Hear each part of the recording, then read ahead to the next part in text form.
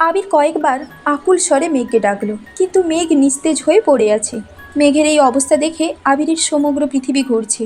বৃষ্টির পানি বরাবরই মানুষের উপকারে আসে। সাধারণত বৃষ্টিতে ভিজলে কেউ বেহুশ হয় না, তবে যদি সেই মানুষটা অতিরিক্ত চিন্তা বা মানসিক চাপে থাকে, তবে শরীরের তাপমাত্রা কমে একটা সময় অজ্ঞান হয়ে যেতে পারে।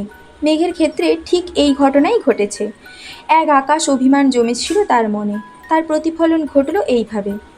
আবির সহসা দু হাতে কোলে তুলে নিল মেঘকে। সিঁড়ি দিয়ে হাঁটছে ঠিকই, কিন্তু দৃষ্টি তার অষ্টাদশীর মলিন মুখের পানে। আবিরের চোখ বেয়ে দুফোঁটা অশ্রু গড়িয়ে পড়ল অষ্টাদশীর গালে। দুজনের শরীর বেয়ে অঝরে পানি পড়ছে। দীর্ঘ পা ফেলে করিডোর দিয়ে হেঁটে মেঘের রুমে ঢুকলো। ফ্লোরে বিছানার সাথে হেলান দিয়ে মেঘকে বসিয়ে দিল। টাওয়াল এনে হাত মুখ আর মাথাটা কিছুটা মুছিয়ে দিল। সঙ্গে সঙ্গে রুম থেকে বের হয়ে নিজের রুমে গিয়ে বাইকের চাবি আর হেলমেট নিয়ে ছুটে গেল নিচে। হালিমা খানের দরজার সামনে ভেজা শরীর নিয়ে দাঁড়িয়ে ডাকছে। দুবার ডাকার পরই হালিমা খান দরজা খুললেন। আবিরের জলসিক্ত শরীর দেখে চিন্তিত স্বরে শুধালেন, ভিজে আসছিস? আবির তপ্ত স্বরে বলল, মামনি, তুমি একটু মেঘের রুমে যাও, ওর অবস্থা ভালো না, আপাতত বাড়ির মানুষকে ডেকো না, আমি ডাক্তার নিয়ে আসছি। একদমে কথাগুলো বলল আবির। হালিমা খান আঁতকে উঠলেন। কি হয়েছে? আবির চলে যেতে নিয়ে দ্বিতীয়বার ঘাড় ঘুরিয়ে বললেন, আর হ্যাঁ, ওর শরীর একটু ধুয়ে দাও। আবির ছুটল দরজার দিকে। হালিমা খান দ্রুত পায়ে সিঁড়ি দিয়ে উঠতে ব্যস্ত হলেন। চোখে তার পানি টলমল করছে। একমাত্র মেয়ে বলে কথা। মেয়ের মুখ গোমড়া থাকলেই যেখানে চিন্তায় পড়ে যান হালিমা খান, সেখানে মেয়ে অসুস্থ মানে হালিমা খানের মাথায় আকাশ ভেঙে পড়া। 20 মিনিটের মধ্যে আবির ডাক্তার নিয়ে চলে আসছে। ডাক্তারকে রেনকোট দিয়েছে ঠিকই, কিন্তু আবিরের সর্বাঙ্গ ভেজা। মেঘের রুমের সামনে দাঁড়িয়ে গলা খাকারি দিয়ে আবির নরম স্বরে বলল, আসবো? হালিমা খান কাঁদো কাঁদো কণ্ঠে বললেন, আয়। আবির ঢুকলো আবিরের পেছনে। ডাক্তার ও মেঘের রুমে ঢুকলো। আবিরের গা থেকে পানি পড়ছে ফ্লোরে, কিন্তু সেদিকে তার ভ্রুক্ষেপ নেই। তার দৃষ্টি অষ্টাদশীর মুখের পানে। ডাক্তার 10 সেকেন্ড মেঘকে দেখল কি না। আবির উদ্বিগ্ন কণ্ঠে শুধালো, ওর কিছু হবে না তো?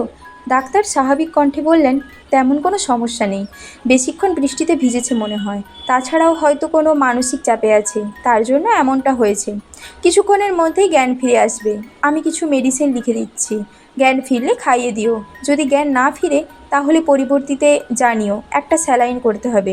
জ্ঞান ফিরলেও কিছুদিন একটু রেস্টে রাখবি, কোনো প্রকার মানসিক চাপ দিও না। ডাক্তার প্রেসক্রিপশন লিখে আবিরের হাতে দিল। আবির ঔষধগুলোর নাম পড়ে টেবিলের উপর প্রেসক্রিপশন রেখে ডাক্তারকে নিয়ে বেরিয়ে গেল। ভেজা শরীরে পুনরায় বাইক দিয়ে ডাক্তারকে বাড়িতে পৌঁছে দিয়ে ওষুধগুলো কিনে নিয়ে আসলো। নিজের রুমে গিয়ে 1 মিনিটে ড্রেস পাল্টে শুকনো কাপড় পরে মেঘের রুমে আসছে। মেঘ তখনও অজ্ঞান অবস্থায় শুয়ে আছে। হালিমা খান মেঘের হাতে পায়ে তেল মালিশ করে দিচ্ছেন, কান্না করছেন আর বারবার মেঘকে ডাকছেন। মেঘের মাথার নিচে একটা টাওয়াল দিয়ে রেখেছেন। আবিরের ঔষধগুলো টেবিলের উপর রাখে। মেঘের ওয়ার্ড্রোবের একটা ড্রয়ার খুলল, এটাতে জামা কাপড়। দ্বিতীয় ড্রয়ার খুলতেই চোখে পড়ল সকল ইলেকট্রনিক্স জিনিসপত্র। সেখান থেকে হেয়ার ড্রয়ার বের করে নিল। মেঘের কাছে দাঁড়িয়ে হালিমা খানকে বললেন, মামনি, তুমি একটু ধরে বসো ওকে। আবির নিজেই হেয়ার ড্রায়ার ঘুরিয়ে ঘুরিয়ে চুল শুকাচ্ছে মেঘের। কোমর ছড়ানো চুলগুলো ভাগ করে শুকোতে কিছুটা সময় লাগলো। পুনরায় মেঘকে শুইয়ে হাতে পায়ে তেল মালিশ করতে লাগলো দুজনে। হালিমা খান আবিরকে শীতল কণ্ঠে বললেন, বাবা, তুই একটু বস, আমি তোর চাচ্চুকে বলে আসি। মাঝরাতে ঘুম ভাঙলে তো উনি আবার চিন্তায় পড়ে যাবেন। আবির গম্ভীর কণ্ঠে বললেন, মেঘের এই অবস্থার কথা বলো না, শুধু শুধু চিন্তা করে শরীর খারাপ হবে। হালিমা খান বললেন, ঠিক আছে। হালিমা খান রুম থেকে বেরিয়ে যেতেই আবির মেঘের সন্নিকটে বসলেন। মেঘের বাম হাত আবিরের বুকের সাথে মিশিয়ে ওষ্ঠ এগিয়ে নিল মেঘের কানের কাছে। গুনগুন করে বলল, मैं सिर्फ तेरा रहूँगा, तुझसे है वादा ये मेरा, तू मांग ले मुस्कुरा के, मेरा प्यार हक है तेरा। তারপর অষ্টাদশীর কপালে আলতোভাবে একটা চুমু দিয়েই বিছানা থেকে উঠে পড়ল।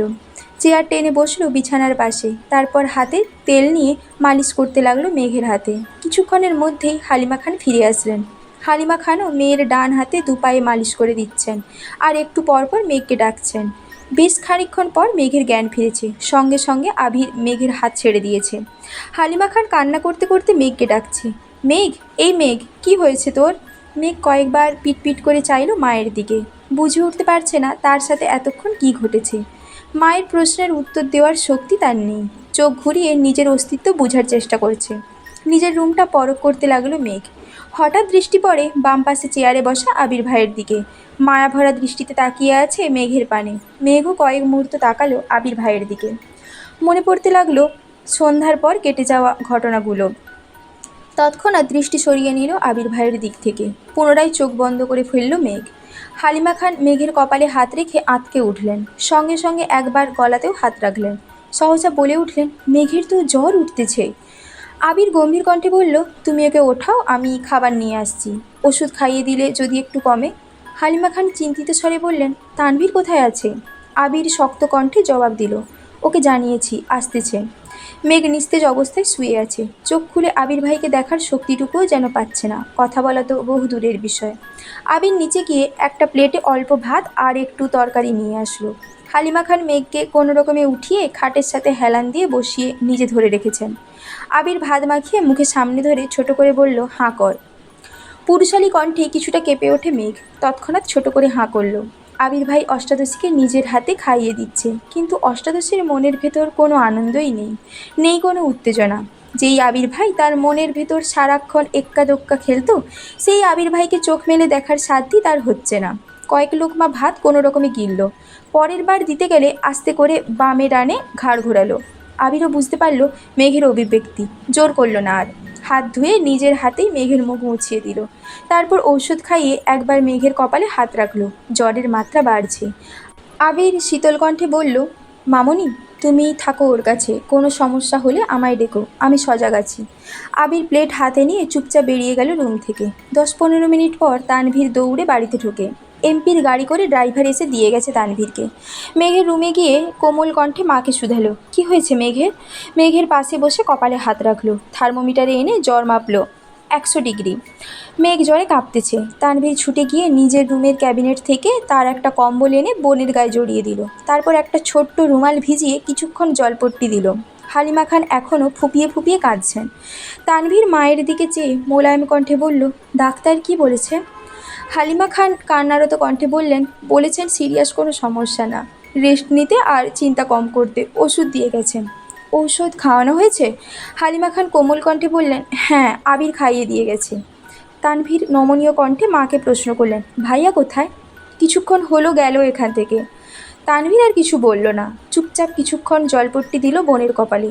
তবে জ্বর কমার কোনো নামগন্ধই নেই।